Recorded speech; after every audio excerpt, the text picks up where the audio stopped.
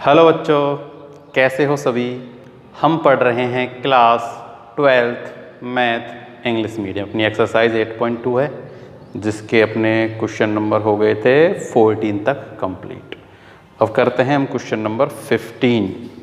तो देखो, जो 15th क्वेश्चन है वो है find the least value of function when f(x) is increasing in the interval 1 to 2। तो f(x) इक्वल्स टू हमें गिवन है, देखो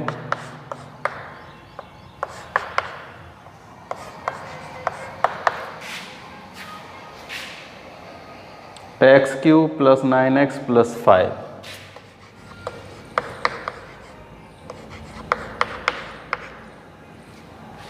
ठीक है, x³ + 9x + 5। और हमें increasing f(x) is increasing in the interval 1 से 2 तक। इंक्रीजिंग है ना, गिवन है ये हमें, इंक्रीजिंग इंटरवल गिवन है ना। कितना है, x बिलोंग्स टू 1 to 2। कैसा है ये, इंक्रीजिंग इंटरवल है। पहले ही हमें दे दिया गया है कि वो 1 से और 2 के बिटवीन जो है ये इंक्रीजिंग फंक्शन है। क्लियर।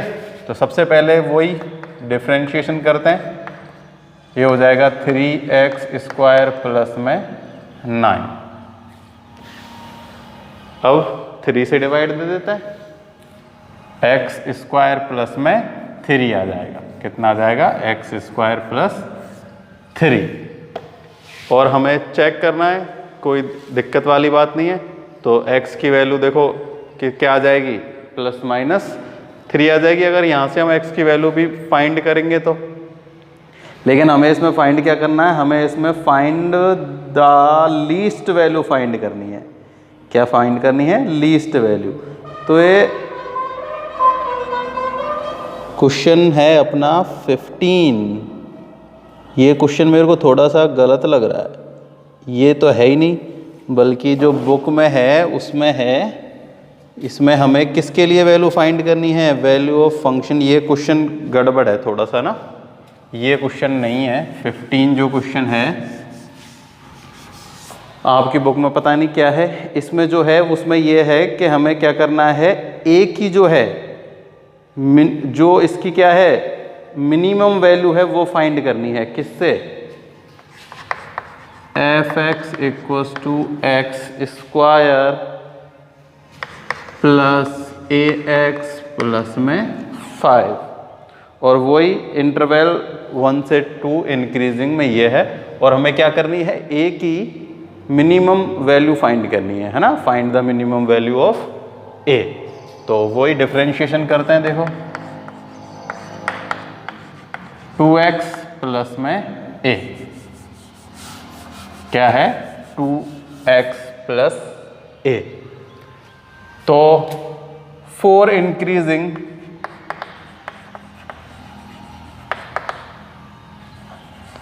हमें गिवन है f' या f(x) > 0 जब x बिलोंग कर रहा है क्या, 1 से 2 के बिटवीन। ठीक है, जब x बिलोंग कर रहा है किससे, 1 से 2 के बिटवीन, तो ये f' क्या है, > 0 है। तो हमें किसकी वैल्यू फाइंड करनी है, a की वैल्यू फाइंड करनी है। तो देखो 2x प्लस a > 0। तो a इक्वल्स टू क्या होगा, देखो ये है -2x।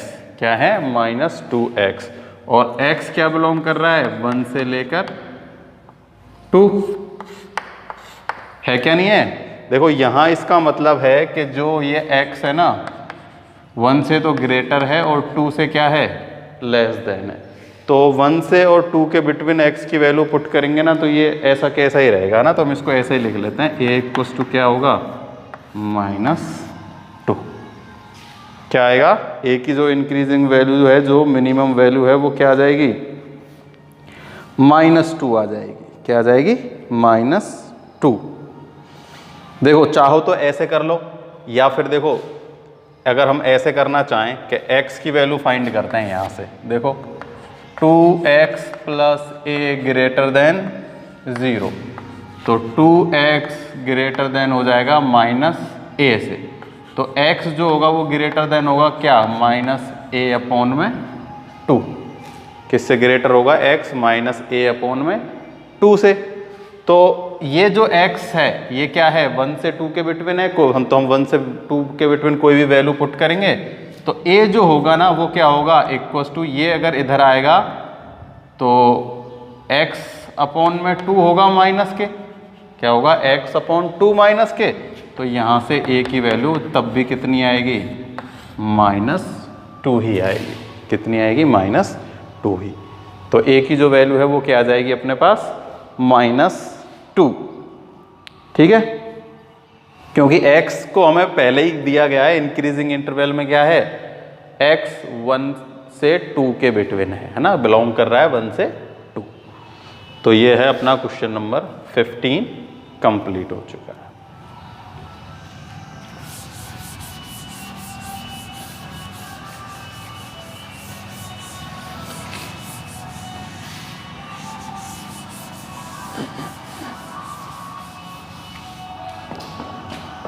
क्वेश्चन नंबर 16 है, prove that f(x) tan inverse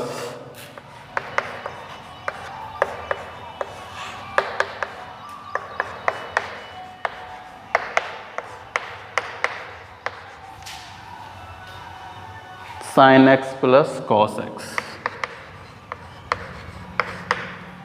और x बिलोंग कर रहा है किसमें? इंटरवल।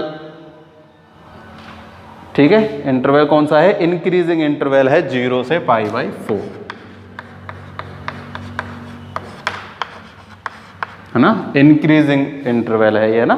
और हमें मतलब प्रूफ करना है कि इंक्रीजिंग इंटरवल यानी कि 0 से π/4 के बिटवीन ये जो फंक्शन है ये कैसा है? इंक्रीजिंग है। कैसा है? इंक्रीजिंग। ये हमें प्रूफ करना है कि जब भी 0 से π के बीच में x की कोई भी वैल्यू यहाँ पुट करेंगे तो फंक्शन पॉजिटिव ही आएगा।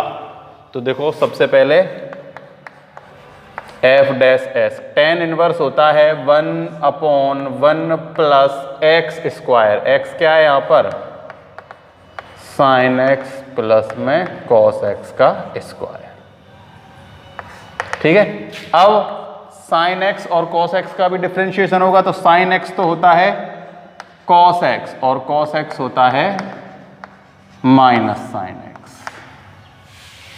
ठीक है, तो इसको मैं ऐसे ऊपर करके ऐसे लिख लेता हूं, cos x minus sin x। 1 plus formula लगा देता हूं, sin² x plus cos² x plus 2 sin x cos x। Clear? cos x minus sin x, sin² x cos²। देखो sin² x cos² x होता है 1। क्या होता है? 1। ऊपर तो ऐसा ही है, इसकी वैल्यू 1 और ये पहले से ही 1 है। कितना हो गया? 2 plus 2 sin x cos x क्या होता है? sin 2x। क्या है? sin 2x। x बिलोंग कर रहा है 0 से π/4। क्या कर रहा है? 0 से π/4। देखो ऊपर की जो वैल्यू है, ठीक है ना, cos x जो है ना वो हमेशा ग्रेटर देन होता है कहाँ? किससे? sin x से। कब? जब x बिलोंग करता है 0 से π/4। ठीक है, 0 से π/4। देखो मैंने आप लोगों को पहले ही बताया था, यहाँ जो है x होता है वो cos होता है 1 और sin होता है 0। जैसे जैसे आगे चलते जाते हैं ना यूँ, तो x की वैल्यू कम होती जाती है और y की वैल्यू बढ़ जाती है, यानी cos बढ़ जाता है और sin कम होता है। लेकिन कहाँ तक? π/4 तक, यानी 45 तक जो है ना वो cos की वैल्यू बड़ी होती है। किसकी वैल्यू होती है? बड़ी। और देखो वैसे भी आप लोगों को पता है sin 30 जो होता है वो कितना होता है? 1/2। लेकिन cos 30 कितना होता है? √3/2। बड़ा है किससे? sin से, है क्या नहीं है? तो 45 तक जो है वो क्या ग्रेटर होता है? cos ग्रेटर होता है। किससे? बड़ा है sin से। देखो जब यहाँ cos अगर बड़ा है sin से तो इसका मतलब cos x minus sine x greater than 0 होंगे नहीं होंगे? जब भाई cos बड़ा है साइन से तो बड़े में से छोटा सब्ट्रैक्ट करते हैं तो क्या आता है अपने पास? पॉजिटिव नंबर ही आता है। नीचे है 2 प्लस साइन 2x, तो देखो साइन 2x 0 से पाई बाई 2। देखो अगर यहाँ 0 पुट करेंगे ना तो साइन 0 की वैल्यू क्या होती है? साइन 0 ही होगी, लेकिन क्या बच जाएगा? 2 बचेगा पॉजिटिव। पाई बाई 4 भी रखेंगे तो हो जाएगा पाई बाई 2, तो साइन पाई बाई 2 होता है 1, तब भी यहाँ क्या बचेगा? पॉजिटिव ही बचेगा। तो इसका मतलब 2 प्लस साइन 2x भी क्या है? ग्रेटर देन 0 है, जब x की वैल्यू बिलोंग कर रही है 0 से पाई बाई 4 के लिए। ठीक है, जब ये दोनों बड़े हैं तो सिंपल सी बात है, cos x minus sine x upon 2 plus sine 2x भी क्या होगा? Greater than 0। x बिलोंग कर रहा है 0 से पाई बाई 4। तो इसकी जगह हम क्या है, ये किसकी वैल्यू है? f डैश s की।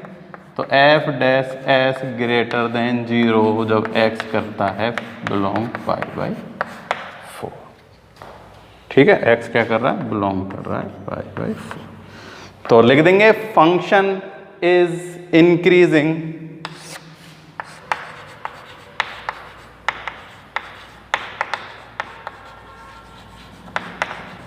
function increasing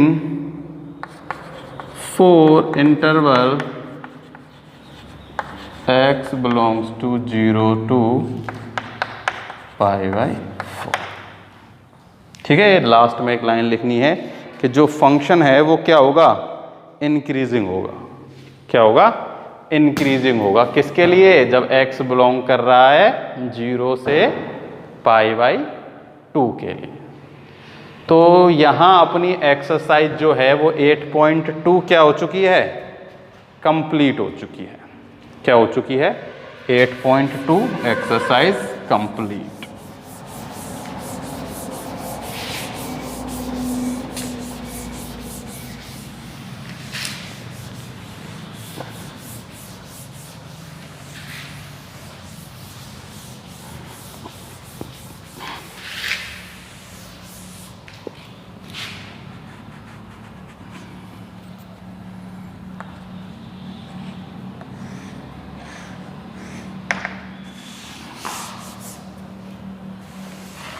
एट 8.3, तो 8.3 जो अपनी एक्सरसाइज है उसमें हम पढ़ेंगे टेंजेंट एंड नॉर्मल्स।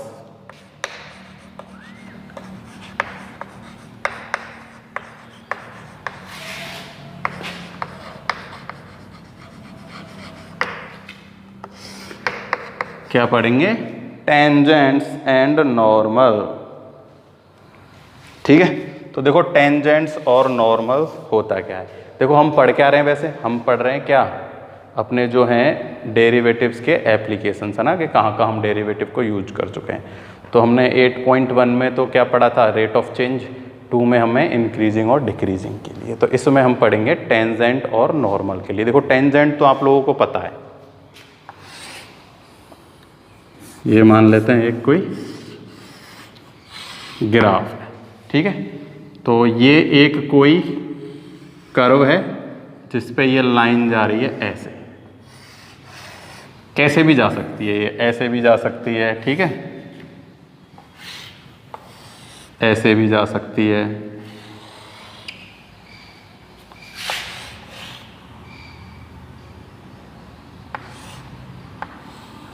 ऐसे भी जा सकती है। ठीक है, कैसे भी जा सकती है। तो ये जो पॉइंट है ये क्या होंगे? ये होते हैं x और y, x1 या y1। क्या होते हैं? x1 और y1। और ये जो लाइन है, ये लाइन क्या होती है? टेंजेंट होती है। क्या होती है? टेंजेंट। ठीक है, नॉर्मल क्या होता है? इस पॉइंट से इसके किसके? इस टेंजेंट के परपेंडिकुलर जो ये लाइन है इसे हम बोलते हैं नॉर्मल्स या नॉर्मल। क्या बोलते हैं? नॉर्मल बोलते हैं। ठीक है, तो ये तो हैं टेंजेंट और नॉर्मल। तो अब हमें क्या करना है? देखो इस ये जो टेंजेंट है ना, इसकी इक्वेशन क्या होती है, टेंजेंट इक्वेशन।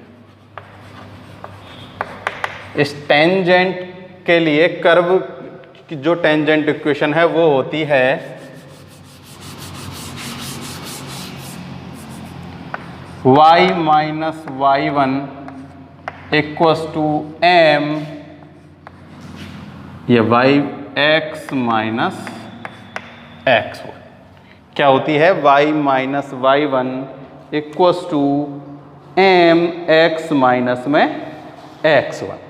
ठीक है, और यहां जो ये m है, क्या है ये m, ये एक्चुअली में m है, क्या है ये m है dy अपॉन में dx। dy dx का मतलब क्या है, dy dx का मतलब है डिफरेंशिएशन। क्या है, डिफरेंशिएशन, यानी कि हमें जो भी क्वेश्चन दिया होगा हम उसका डिफरेंशिएशन करके जो सॉल्यूशन आएगा ना, वो किसकी वैल्यू होगी, इस m की वैल्यू होगी।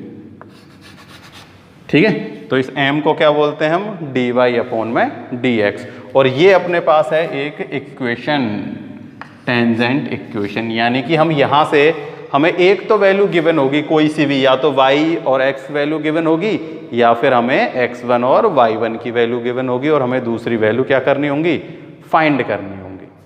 ठीक है, तो टेंजेंट और नॉर्मल।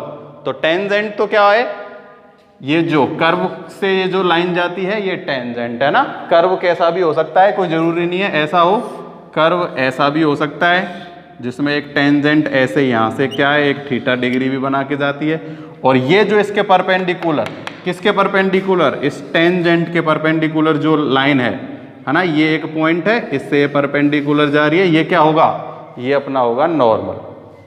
क्या होगा, नॉर्मल। ठीक है, तो टेंजेंट समझ में आ गई, नॉर्मल समझ में आ गई। तो ये है एक tangent equation, y minus y1 equals to m x minus x1। ठीक है, और यहां m जो है वो क्या है, m है dy अपॉन में dx, यानी कि डिफरेंशिएशन। तो देखो इसमें भी यही है अपने पास जो है कि in this section we shall use differentiation of the find of the equation of the tangent line and the normal line to a curve as given point. तो the slope of tangent to the curve y equals to F x. Actually में ये जो m है ना, ये क्या है, curve है ना। कर्व जो है उसे हम कैसे निकालेंगे, dy अपॉन में dx से। ठीक है, so the equation of tangent x1 and y1 to the curve y equals to F x is given y। तो अपन की जो है इसमें हमें dy अपॉन dx, यहाँ m की जगह क्या लिखा हुआ हो सकता है, dy अपॉन dx भी लिखा हुआ हो सकता है ना। हमने उसको बस जो कर्व है उसे m से क्या किया है, डिनोटेड किया। अगर आप चाहो तो यहाँ क्या लिख सकते हो, dy अपॉन dx भी लिख सकते हो, जो कि क्या होते हैं x1 और y1 के लिए। ठीक है ना। अब देखो, since the normal is perpendicular the tangent the slope of normal curve. तो देखो अब हम बात करते हैं स्लोप ऑफ नॉर्मल कर्व के लिए।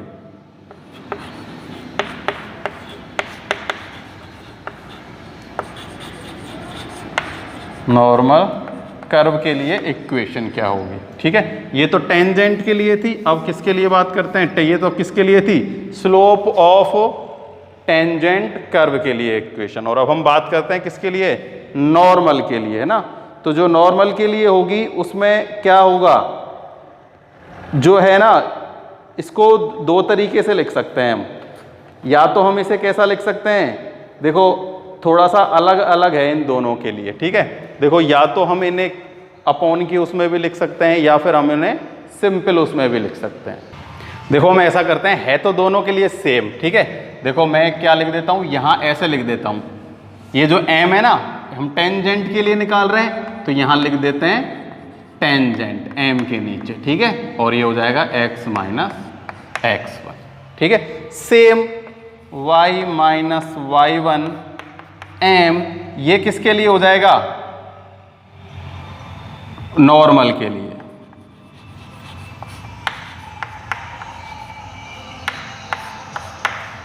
x minus x1। ठीक है, और वो एक अलग, ये अपनी जो मेन इक्वेशन है, ये अपनी इक्वेशंस ऐसे ही रहेगी। ठीक है, x माइनस x1। क्लियर? तो अब इसमें और कुछ ऐसा है नहीं, इसके अलावा हमको जो गिवन है वो हैं कुछ कंडीशंस हैं इसमें छोटी छोटी सी, उनके बारे में भी हम थोड़ा सा डिस्कस कर लेते हैं। देखो जो कंडीशंस हमको हैं वो क्या क्या हैं।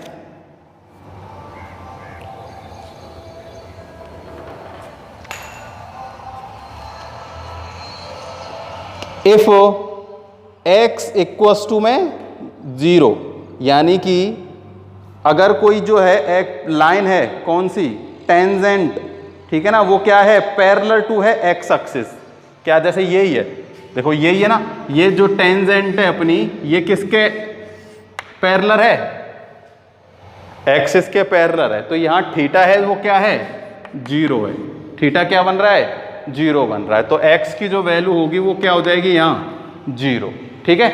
और जब ये तो कब है, जब लाइन क्या हो, परपेंडिकुलर हो, क्या हो, परपेंडिकुलर हो, किसके, x एक्सिस के, ये x एक्सिस है और ये y एक्सिस है, ठीक है। और जब ऐसा कुछ बन रहा हो कि जो अपना टेंजेंट है वो किसके हो, y के पैरेलल हो, किसके पैरेलल हो, y के पैरेलल हो, जब y के पैरेलल होगी तब क्या होगा, थीटा कितने के डिग्री का बन रहा है, देखो यहां थीटा बन रहा है, ये बन रहा, तो थीटा कितने डिग्री का होता है, 90 डिग्री का, यहां तो थीटा है 0 डिग्री और यहां थीटा है 90 डिग्री का, ठीक है। जैसे इसमें लास्ट में दिए गए हैं, देखो कि पर्टिकुलर केस है ना, the tangent line is parallel to x axis then dy upon dx equals to में 0, in this case the equation of the tangent of the point x1 y1 is given y equals to में y1। और second है कि tangent line is perpendicular the x axis that's perpendicular to y axis, in the case the equation of the tangent x1 y1 is given by the x equals to में y1, ठीक है। इस वाले case में तो जो है ना वो y इक्वल होगा किसके, y1 के, और इस वाले केस में x इक्वल होगा किसके, x1, ठीक है। यहां थीटा 0 डिग्री, यहां थीटा 90 डिग्री, क्योंकि x एक्सिस के पैरेलल में, तो इन दोनों के बिटवीन एंगल कितने का है, 90 डिग्री का, सॉरी 0 डिग्री का, और यहां x के और टेंजेंट के बिटवीन एंगल कितने का है, 90 डिग्री का है, क्योंकि ये जो टेंजेंट है ये क्या है, y एक्सिस के पैरेलल है, किसके एक्सिस के पैरेलल है, y एक्सिस के पैरेलल है, ठीक है। तो इसके अलावा इसमें अपन को 2 और फॉर्मूले हैं जिनको हम लिख लेते हैं। देखो कौन कौन से फॉर्मूले हैं, एक तो है normal perpendicular of the tangent the slope normal curve y equals to F x, then x1 y1 is -1 upon dy upon में dx, क्या है, -1 अपॉन dy dx लिख सकते हो या m लिख सकते हो, क्या लिख सकते हो, m, ठीक है। ये तो कब यूज करेंगे, जब normal is perpendicular to the tangent, जो नॉर्मल है वो टेंजेंट के क्या है, परपेंडिकुलर है। इसके अलावा एक जो सेकंड है वो है y minus y1 equals to 1 upon dy upon dx, 1 upon dy upon dx, और यहाँ हो जाएगा x माइनस x1। ये वो एक ही बात है, वो जो m है ना उसको क्या लिख दिया है, 1 अपॉन m लिख दिया। तो ये कब यूज होंगी, कैसे कैसे यूज होंगी, ये हम जब क्वेश्चन सॉल्व करेंगे ना तब उनको और अच्छे से एक्सप्लेन कर देंगे, ठीक है। तो ये कैसे कैसे कहाँ यूज होंगे वो तो हम क्वेश्चन करते हैं ना, तो ये अच्छे से समझ में आता है ना, ये थ्योरेटिकल जो पार्ट है, तो हम क्वेश्चन करेंगे नेक्स्ट वीडियो से, एग्जाम्पल स्टार्ट करेंगे, ठीक है। और ये जितना भी इसमें है उसको और अच्छे से डिटेल में उसके बारे में बात करेंगे, क्वेश्चन से लेके, है ना, हर एक जितनी भी अपने पास कंडीशंस हैं उन कंडीशंस के हम क्वेश्चंस लेंगे और उनको सॉल्व करेंगे, तो समझ में सब कुछ आ जाएगा, ठीक है। आज के लिए केवल इतना ही है, थैंक यू।